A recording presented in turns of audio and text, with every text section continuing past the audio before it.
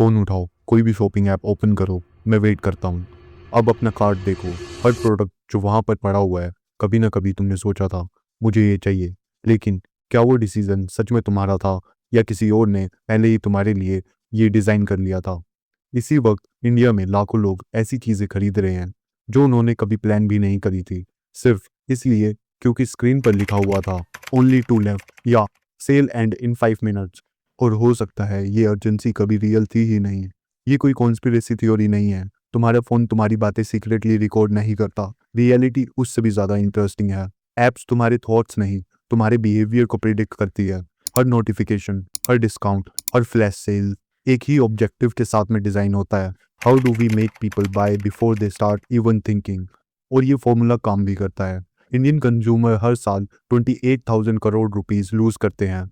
ना हैकर्स की वजह से, ना ऑनलाइन स्कैम की वजह से, बल्कि उन इंटरफेसेस की वजह से जो डिसीजन इन्फ्लुएंस करने के लिए डिज़ाइन किए जाते हैं।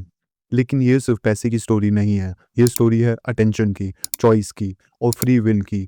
आज कंपनीज सिर्फ तुम्हारे पैसे के लिए कॉम्पिटिट नहीं करती, वो कॉम्पिटिट करती है तुम्हारे अटेंशन के लिए, क्योंकि जिसने अटेंशन जीत ली, रेवेन्यू इवेंचुअली उन्हीं के पास आ जाता है।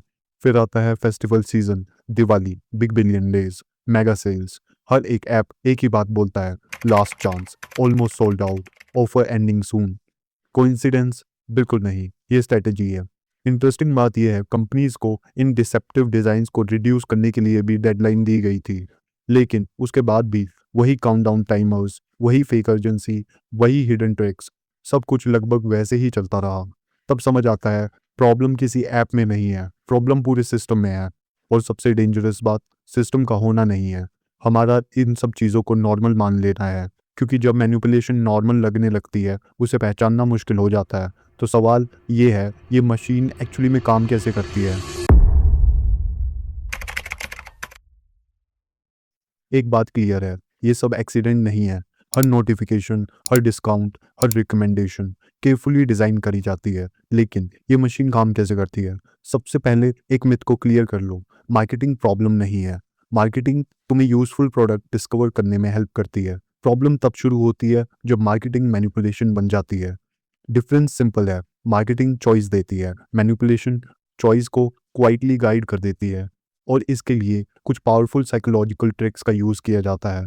False urgency. इमेजिन करो तुम एक शूज़ को देख रहे हो, प्राइस परफेक्ट लग रहा है, तभी स्क्रीन पर फ्लैश होता है, ओनली 2 लेफ्ट या sale end in 4.59 minutes. App नहीं चाहता कि तुम कंपेयर करो, रिसर्च करो या सोचो, वो सिर्फ एक चीज़ चाहता है, क्लिक, प्राइस ड्रॉप। मान लो तुमने क्लिक कर दिया, प्राइस था 999 रुपीज़। चेकआउट पर पहुंचते ही डिलीवरी फ़ी, प्लेटफॉर्म फ़ी, हैंडलिंग फ़ी, टैक्सेस, फाइनल बिल 1247 रुपीज़। फिर भी लोग परचेज कैंसिल नहीं करते, क्योंकि तब तक ब्रेन उस प्रोडक्ट को अपना मान चुका होता है। और जब ओनरशिप फील हो जाए तो वॉक अवे करना मुश्किल हो जाता है। इसीलिए रियल प्राइस एंड में दिखाया जाता है। Subscription trap. अगला trick, free trial, try for 7 days. बस कार्ड डिटेल्स एंटर कर दो, फिर सब नॉर्मल है। 1 महीने बाद 999 रुपीज़ डेबिटेड। तुम तो भूल गए, लेकिन सिस्टम नहीं भूला। और जब कैंसिल करने जाते हो, ऑप्शन हिडन होता है या इतना कंफ्यूजिंग होता है कि लोग बीच में ही गिव अप कर देते हैं। एक्सीडेंट नहीं, ये एक डिज़ाइन है। Confirm shaming. पॉपअप आता है, गेट 20% ऑफ, ऑप्शन येस या no thanks, I don't like saving money. और कंपनीज वही ड्रीम सेल करती है। फ़ोन नहीं, सक्सेस बेचती है। शूज़ नहीं, कॉन्फिडेंस बेचती है। स्किन केयर नहीं, ब्यूटी को बेचा जाता है। इमोशन पहले ही सेल हो जाते हैं, प्रोडक्ट बाद में सेल होता है। और ये गैस वर्क नहीं है, कंपनीज चीज़ें टेस्ट करती है, बटन का कलर, डिस्काउंट का साइज़, नोटिफिकेशन की टाइमिंग। हज़ारों लोग वर्जन ए देखते हैं, हज़ारों वर्जन बी देखते हैं। जो वर्जन ज़्यादा क्लिकेबल होता है, वही विनर होता है। इसी तरह सिस्टम हर दिन और इफ़ेक्टिव बनता रहता है। इसके पीछे कोई विलन नहीं है। Designer, psychologist, marketers, data scientist, सब लोग एक ही मैट्रिक इम्प्रूव कर रहे हैं, मोर क्लिक्स, मोर परचेजेस, मोर अटेंशन। लेकिन अगर ये सिस्टम इतना ही पावरफुल है, तो इसका रियल प्राइस सिर्फ पैसा नहीं हो सकता। असली कॉस्ट क्या है?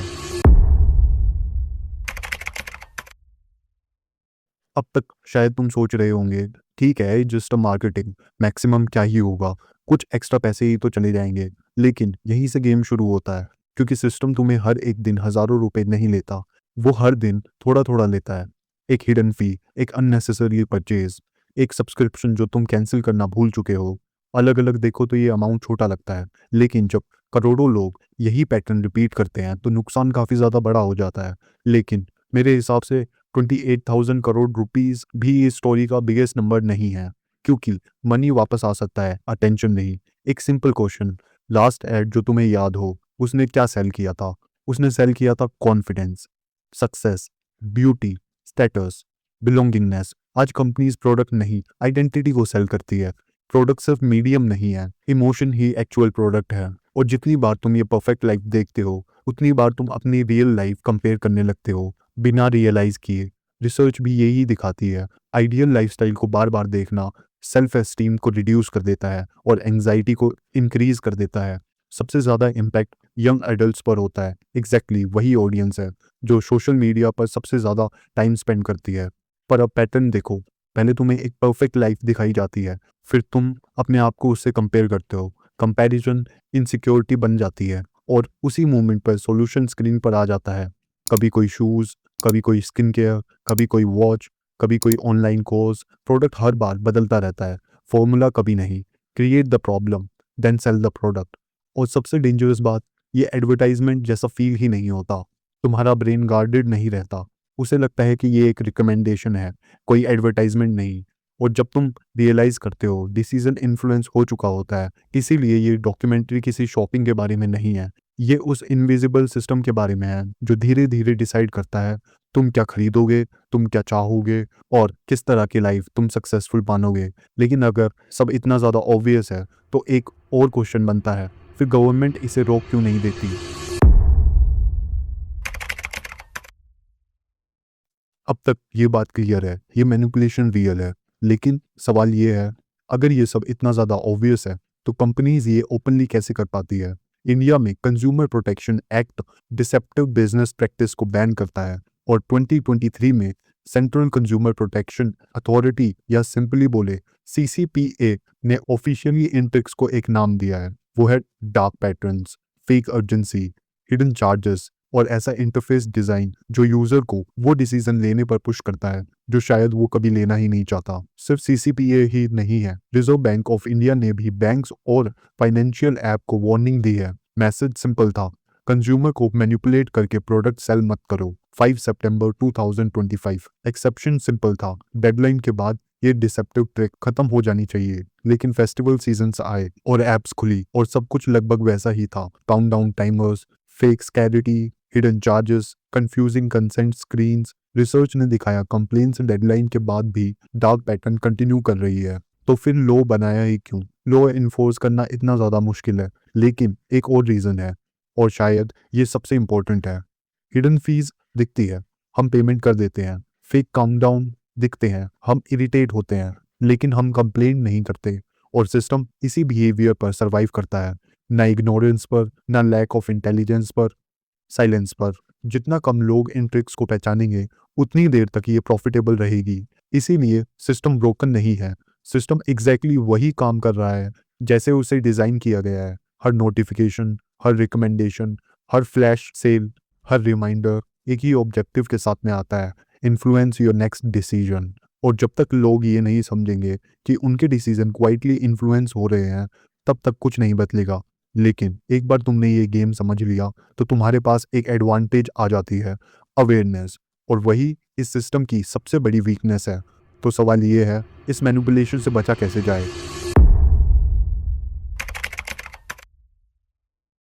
अब तक तुम समझ चुके हो ये सिस्टम कैसे काम करता है। अब सिर्फ एक सवाल बचता है, इस गेम को जीता कैसे जाए? क्योंकि जिस मोमेंट पर तुम मैनिपुलेशन को आइडेंटिफाई कर लेते हो, उसी मोमेंट पर उनकी पावर खत्म हो जाती है। Question number 1, urgency.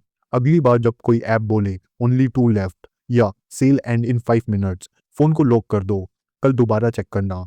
अगर प्रोडक्ट अभी भी अवेलेबल है या टाइमर रीसेट हो गया है, तो आंसर मिल गया, अर्जेंसी कभी रियल थी ही नहीं। Number 2, checkout the final price. कभी भी फर्स्ट प्राइस देखकर डिसीजन मत लो, चेकआउट तक जाओ, फाइनल अमाउंट देखो, डिलीवरी फीस देखो, प्लेटफॉर्म फीस देखो, कन्वेंस फी देखो, टैक्सेस देखो। डिसीजन हमेशा फाइनल प्राइस देख कर लो। ना कि पहला वाला डिस्काउंट देखकर। Number 3, treat every free trial like a paid subscription. Free trial start करने से पहले सिर्फ एक क्वेश्चन पूछो, इसे कैंसिल करना कितना ईजी होगा। अगर आंसर ढूंढने में ही स्ट्रगल फील हो रहा है तो शायद कंपनी चाहती ही नहीं है कि तुम इजीली लीव कर पाओ, और वही रेड फ्लैग होता है। Number 4, separate emotion from the product. ये सबसे पावरफुल हैबिट है। जब भी कोई रियल एड या इन्फ्लुएंसर तुम्हें फील करवाए कि तुम इनफ सक्सेसफुल नहीं हो, इनफ अट्रैक्टिव नहीं हो, या तुम्हारी लाइफ किसी और से कम है, और सिर्फ 1 मिनट के लिए पॉज लो और खुद से एक चीज़ पूछो, क्या मुझे ये प्रोडक्ट सच्ची में चाहिए, या मुझे वो फीलिंग चाहिए जो ये इंसान मुझे प्रॉमिस कर रहा है। अगर ये डिफरेंस समझ आ गया तो हाफ बैटल आप जीत चुके हो, क्योंकि अवेयरनेस इन सिस्टम्स की सबसे बड़ी एनिमी है। और एक बात याद रखना, मार्केटिंग प्रॉब्लम नहीं है। गुड मार्केटिंग तुम्हें यूजफुल प्रोडक्ट डिस्कवर करवाती है। प्रॉब्लम तब शुरू होती है जब इंफॉर्मेशन की जगह मैनिपुलेशन आ जाती है। इस वीडियो का पर्पस तुम्हें शॉपिंग से डराना नहीं था। पर्पस सिर्फ इतना था कि अगली बार जब तुम पेमेंट बटन प्रेस करो तो डिसीजन तुम्हारा हो, ना कि किसी एल्गोरिथम का।